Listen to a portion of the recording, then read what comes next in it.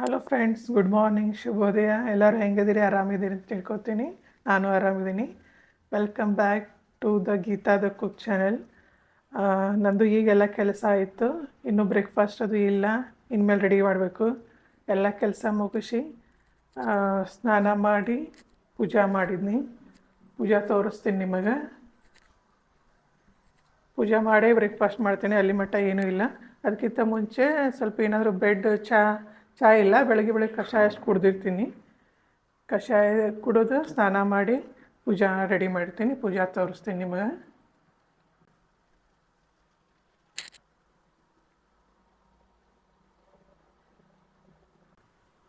ನೋಡಿದ್ರಿ, ಪೂಜಾ ರೆಡಿ ಆಗೈತಿ. ಇನ್ನು ಬ್ರೇಕ್ಫಾಸ್ಟಿಗೆ ರೆಡಿ ಮಾಡಬೇಕು.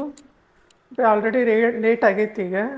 ಈಗ ಏನರ ಅವಲಕ್ಕಿ ಉಪ್ಪಿಟ್ಟು ಮಾಡೋ ಬದಲು ಸುಮ್ಮ ಚಪಾತಿ ಮಾಡ್ಕೊಂಡು ತಿಂದ್ರೆ ಆಯ್ತು ಅಂತ ಮಾಡೀನಿ. ಚಪಾತಿ ನಾದಿ ಇಟ್ಟೀನಿ. ನೋಡಿರಿ, ಚಪಾತಿ ಹಿಟ್ಟು ನಾದಿ ಇಟ್ಟೀನಿ. ಈಗ ಪಲ್ಯ ಮಾಡ್ಕೋತೀನಿ. ಮಾಡ್ಬೇಕಂತ ಮಾಡೀನಿ.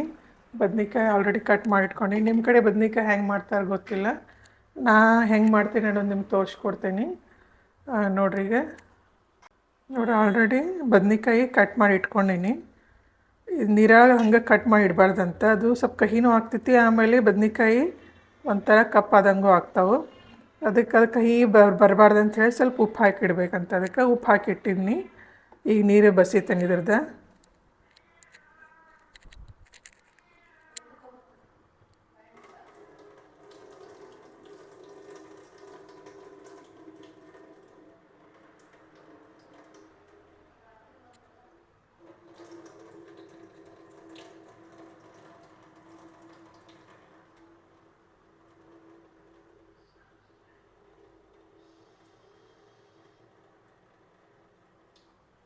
ನೀರೆಲ್ಲ ತೆಗ್ದೀನಿ ಇದ್ರದ್ದು.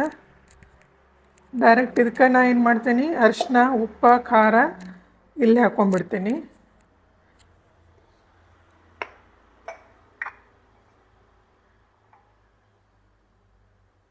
ಅರಿಶಿನ ಹಾಕಾಕ್ತೀನಿ.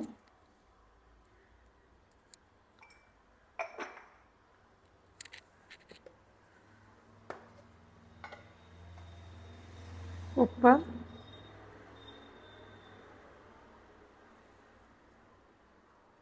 ನಾನು ಸ್ಪೂನ್ಲಿ ಹಾಕೋಂಗಿಲ್ಲ. ಸ್ಪೂನ್ಲಿ ಹಾಕ್ಕೊಂಡ್ರೆ ನಂಗೆ ಅಷ್ಟು ಕರೆಕ್ಟ್ ಅಳತಿ ಗೊತ್ತಾಗೋದಿಲ್ಲ.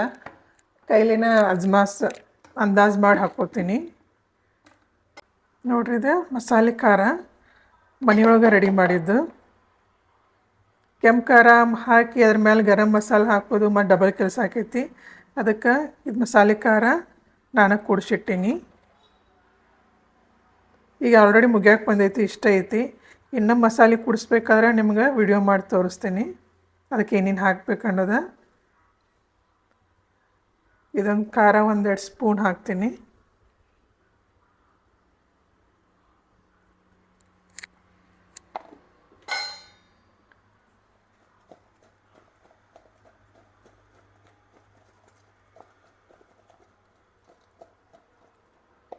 ಇಷ್ಟು ಹಾಕೀನಿ. ಟೊಮೆಟೊ ಅಷ್ಟು ಹಾಕಿಬಿಡ್ತೀನಿ ಇದಕ್ಕೆ.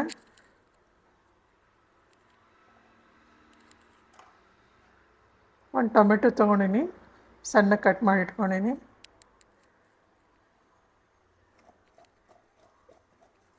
ಈಗ ಜಸ್ಟ್ ಒಗ್ಗರಣೆ ಕೊಡೋದಷ್ಟೇ ಈ ಕೆಲಸ. ಈಗ ಬದ್ನಿಕಾಯಿ ಒಗ್ಗರಣೆ ಕೊಡ್ತೀನಿ.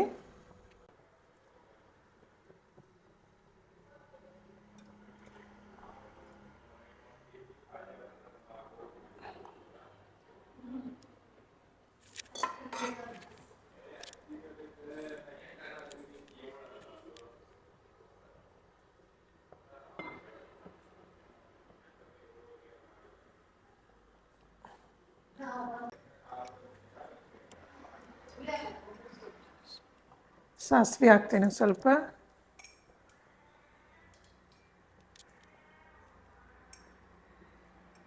ಜೀರಿಗೆ,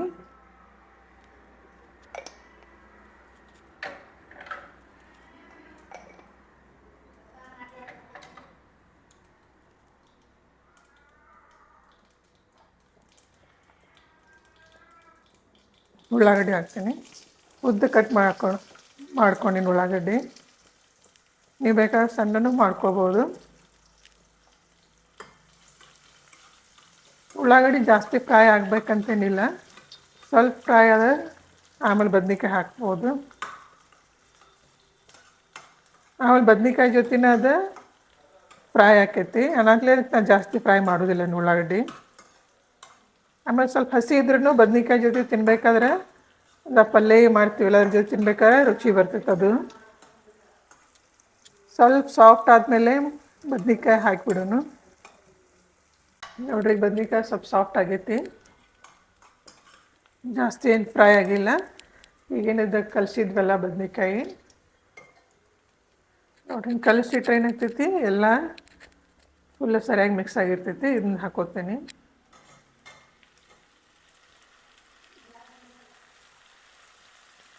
ಟೊಮೆಟೊ ಏನೈತಿ ನಾ ಉಳ್ಳಾಗಡ್ಡಿನ ಹಾಕೀನಿ, ಅದ್ರೊಳಗೆ ಹಾಕೋದಿಲ್ಲ, ಯಾಕಂದ್ರೆ ಅಲ್ಲಿ ಫ್ರೈ ಆಗಿ ಹೋಗ್ಬಿಡ್ತೈತಿ ಟೊಮೆಟೊ. ಇದ್ರೊಳಗೆ ಮಿಕ್ಸ್ ಮಾಡಿ ಹಾಕಿದ್ರೆ ಏನಾಕೈತಿ, ಅದು ಟೊಮೆಟೊ ಒಳಗಿಂದ ಏನು ನೀರು ಇರ್ತೈತಲ್ಲ ಅದನ್ನು ನೀರೊಳಗನ ಈ ಬದ್ನಿಕಾಯಿ ಸರಿಯಾಗಿ ಬಾಯ್ಲ್ ಆಗ್ತೈತಿ. ಆದಷ್ಟು ನೀರು ಕಡಿಮೆ ಹಾಕಿದ್ರೆ ಪಲ್ಯ ರುಚಿ ಬರ್ತೈತಿ. ನಾ ಮಾಡ್ಬೇಕಾದ್ರೆ ಟೊಮೆಟೊ ಒಳಗನ ಅದು ಬದ್ನಿಕಾಯಿ ಸಾಫ್ಟ್ ಆಗೋವರೆಗೆ ಹಂಗೆ ಬಿಡ್ತೇನೆ, ನೀರು ಹಾಕೋಂಗಿಲ್ಲ. ನೀರು ಏನಾದರೂ ಬೇಕು ಅನ್ಸುತ್ತೆ, ಭಾಳ ಡ್ರೈ ಅನ್ಸಾಕತ್ತಿರ ಅಷ್ಟೇ ನೀರು ಹಾಕ್ತೀನಿ. ನಾನು ಇಲ್ಲಿ 1 ಟೊಮೆಟೊ ಹಾಕೀನಿ, ನೀವು ಇನ್ನೊಂದು ಸ್ವಲ್ಪ ಬೇಕಾದರೆ 2 ಟೊಮೆಟೊ ಹಾಕೋಬೋದು. 2 ಟೊಮೆಟೊ ಹಾಕಿರಿ ಅನ್ಕರೆ ನೀರು ಹಾಕೋದು ಜರುರತ್ತೆ ಇಲ್ಲ.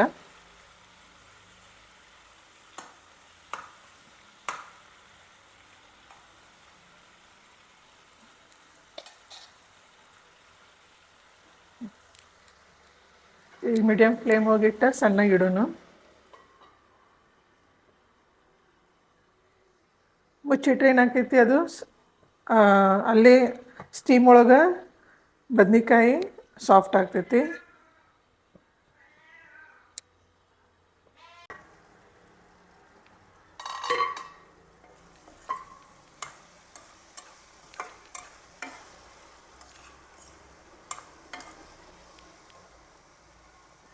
ಸ್ವಲ್ಪ ಸಾಫ್ಟ್ ಆಗೈತಿ, ಇನ್ನೂ ಸಾಫ್ಟ್ ಆಗಬೇಕು. ಈ ಸ್ಟೇಜಿಗೆ ಸ್ವಲ್ಪ ನೀರು ಹಾಕ್ತೀನಿ, ಇಲ್ಲಿದ್ರೆ ಭಾಳ ಡ್ರೈ ಆಗ್ತೈತಿ. ಭಾಳ ಡ್ರೈ ಇದ್ರೂ ಸರಿ ಅನ್ಸಂಗಿಲ್ಲ, ಸ್ವಲ್ಪ ರಸ ಇದ್ರೆ ರುಚಿ ಆಗ್ತೈತಿ.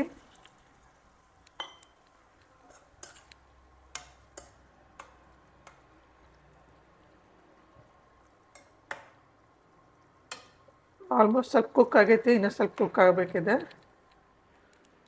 ನೋಡ್ರಿ.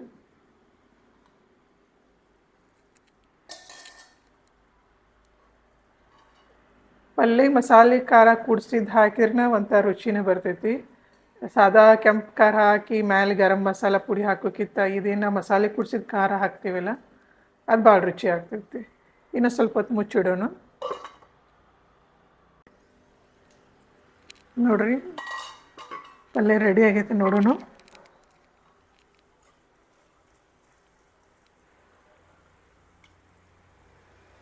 ಬದ್ನಿಕಾಯಿ ಕುದ್ದೈತಿ, ತೆಗೆದು ಬಿಡೋಣ. ನೋಡಿರಿ ಇಷ್ಟು ಟೊಮೆಟೊ ಒಳಗನ ನಾವು ಬದ್ನಿಕಾಯಿ ಪಲ್ಯ ಮಾಡ್ರೆ ಭಾಳ ರುಚಿ ಆಕೈತಿ, ಜಾಸ್ತಿ ನೀರು ಹಾಕೋದು ಜರುತ್ತಿಲ್ಲ. ನೀರ್ಕಿಂತ ಟೊಮೆಟೊ ಒಳಗೆ ಏನು ಅದು ಪಲ್ಯ ರೆಡಿ ಆಕೈತಿ, ಅದು ಭಾಳ ರುಚಿ ಆಗ್ತೈತಿ. ಇದು ಕ್ವಿಕ್ ಆ್ಯಂಡ್ ಈಸಿ ಬದ್ನಿಕಾಯಿ ಪಲ್ಯ. ಇದು ನಾ ಎಣ್ಗಾಯ್ದು ಏನೂ ಮಾಡಿಲ್ಲ, ಜಸ್ಟ್ ಸಿಂಪಲ್ ಬದ್ನಿಕಾಯಿ ಪಲ್ಯ ಇದು. ನೀವು ಟ್ರೈ ಮಾಡಿರಿ, ಹೆಂಗೆ ಆಕೈತಿ ನೋಡಿರಿ. ನೋಡಿರಿ ಬದ್ನಿಕಾಯಿ ಪಲ್ಯ ಹೆಂಗಾಗೈತಿ, ಸೂಪರ್ ಕಾಣತೈತೆ ಬದ್ನಿಕಾಯಿ. ನಂಗೆ ಬದ್ನಿಕಾಯಿ ಪಲ್ಯ ಭಾಳ ಲೈಕ್ ಆಕೈತಿ. ಬಿಸಿ ಬಿಸಿ ಇದ್ದಾಗ ತಿಂದಾಗ, ಬಿಸಿ ಬಿಸಿ ಮಾಡಿ ಏನು ತಿಂತೀವಲ್ಲ ಅದು ಭಾಳ ರುಚಿ ಬರ್ತೈತಿ. ನೋಡಿರಿ ಪಲ್ಯ ರೆಡಿ ಐತಿ, ಈ ಚಪಾತಿ ಮಾಡ್ಕೊಳ್ಳೋಂತ. ನೋಡಿ ಚಪಾತಿ ಆಲ್ರೆಡಿ ಕಲಸಿಟ್ಕೊಂಡೀನಿ, ನೆನೆದೈತಿ. ಈಗ ಚಪಾತಿ ಮಾಡೋಣ.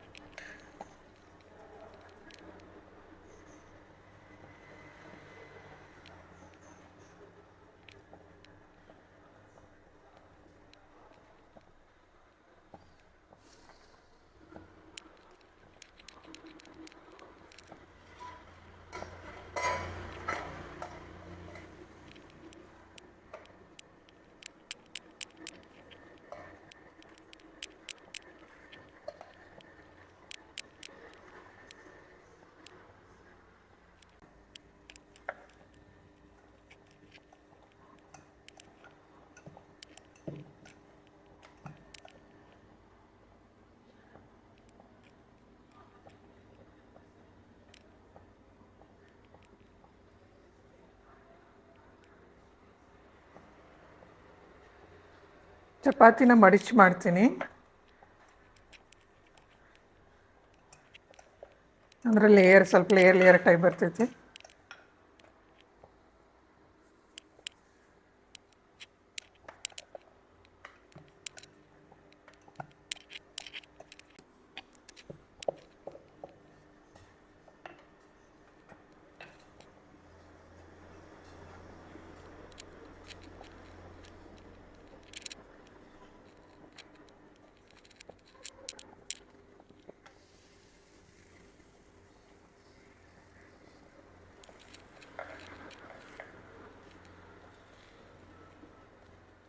ಅದು ಟ್ರಯಾಂಗಲ್ ಶೇಪ್ ಮಾಡಿ ನಾನು ಚಪಾತಿ ಮಾಡೀನಿ. ಇದು ಇನ್ನೊಂದು ರೀತಿ ಅಂದರೆ ನಮ್ಮ ಊರ ಕಡೆ ಏನು ಮಾಡ್ತಾರೆ, 2 ಉಳ್ಳಿ ತೊಗೊಳ್ಳೋ ಬದಲಿ ಹಿಂಗೆ ಹಿಂಗೆ ಪ್ರೆಸ್ ಮಾಡ್ಕೋತಾರೆ. ಆಮೇಲೆ ಎಣ್ಣೆ ಹಚ್ಚಿ ಹಿಂಗೆ ಅದ್ರ ಮೇಲೆ ಹಾಕ್ಕೊಂಡ್ಬಿಡ್ತಾರೆ. ಇದೊಂದು ಟೈಪ್ ಚಪಾತಿ ಮಾಡೋದು.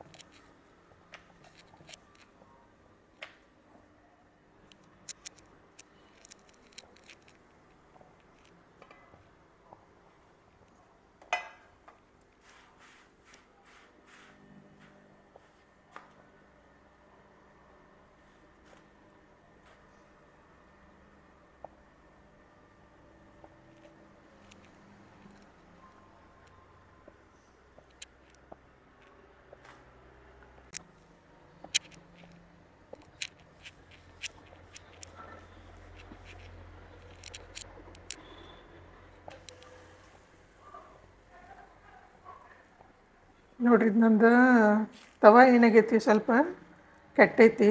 ಯಾಕಂದ್ರೆ ಹಿಂಗೆ ಎಣ್ಣೆ ಹಾಕಿ ಹೋಗೆಲ್ಲ ಇಲ್ಲಿ ದಂಡಿಗೆ ಕೂಡ್ತಿತ್ತಲ್ಲ. ಇದು ನೋಡ್ರಿ, ಈ ದಂಡಿಗೆ ಕೂಡಂತಲೇ ಏನಾಗ್ತೈತಿ, ಸ್ವಲ್ಪ ದಪ್ಪ ಆಗಿಬಿಡ್ತೈತಿ. ಅದನ್ನೇ ನಾ ಮೊನ್ನೆ ಕೆಬ್ರಿದ್ದೆ, ಅನ್ನಂತಲೇ ಸ್ವಲ್ಪ ಇದನ್ನಾಗೈತಿ, ಅದು ಕೆತ್ತಿದಂಗೆ ಆಗೈತಿ. ಹೊಸದು ತೊಗೋಬೇಕು. ಇವು ನಾನ್ ಸ್ಟಿಕ್ ತವಾಗಳು ಹೆಂಗೆ ಕ್ಲೀನ್ ಮಾಡಬೇಕು ಹೆಂಗೆ ಗೊತ್ತಾಗಂಗಿಲ್ಲ. ಎಣ್ಣೆ ಹಾಕ್ಲಾರ್ದೆ ಮಾಡಬಾರ್ದು ಅಂತಾರೆ, ಅದ್ರ ಎಣ್ಣೆ ಹಾಕಕ್ಕೆ ಬೇಕಾಕೈತಿ. ಎಣ್ಣೆ ಹಾಕ್ಲಿ ಅಂದರೆ ರುಚಿ ಆಗೋಂಗಿಲ್ಲ, ದೋಸೆ ಆಗಲಿ ಚಪಾತಿ ಆಗಲಿ.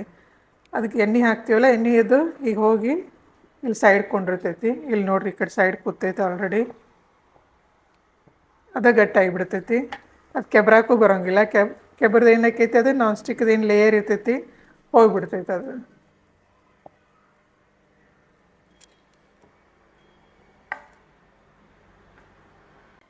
ಚಪಾತಿ ರೆಡಿ ಐತಿ. ಈಗ ಊಟ ಮಾಡೋಂಬರ್ರಿ.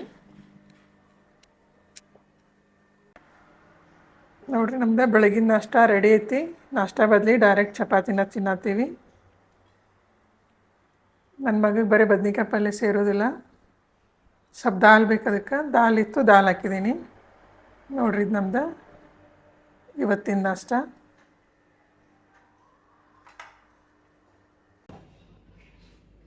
ನೋಡಿದ್ರಿ ನಮ್ಮ ಬದ್ನಿಕಾಯಿ ಪಲ್ಯ ಹೆಂಗೆ ಮಾಡಿದ್ನಿ ಅಂಥೇಳಿ. ಈಗ ನಾ ಏನು ಬದ್ನಿಕಾಯಿ ಪಲ್ಯ ಮಾಡಿದ್ನಿ, ಅದು ಕ್ವಿಕ್ ಆ್ಯಂಡ್ ಈಸಿ ಬದ್ನಿಕಾಯಿ. ಇದೇನು ಎಣ್ಣೆಗಾಯಿ ಅದು ಏನೇ ಮಾಡಿಲ್ಲ, ಸಿಂಪಲ್ ಐತಿ. Simple and best. ನೀವು ಸಿಂಪಲ್ ಮಾಡ್ತೀರಿ, ಯಾವ ಥರ ಮಾಡ್ತೀರಿ ಗೊತ್ತಿಲ್ಲ, ನಾ ಇದೇ ಥರ ಮಾಡೋದು. ನಿಮಗೂ ತೋರಿಸ್ಕೊಟ್ಟೇನಿ. ಲೈಕ್ ಆಗಿದ್ರೆ ನೀವು ಮಾಡಿರಿ. ಬರ್ರಿ, ನಮ್ಮ ಪ್ಲೇಟ್ ರೆಡಿಯಾಗಿದ್ದು ತೋರಿಸ್ತೀನಿ. ಈಗ ನಾಷ್ಟ ಮಾಡೋಣಂತ. ನೋಡಿರಿ, ಬರ್ರಿ ಎಲ್ಲರೂ ಕೂಡ ನಾಷ್ಟ ಮಾಡೋಣಂತ.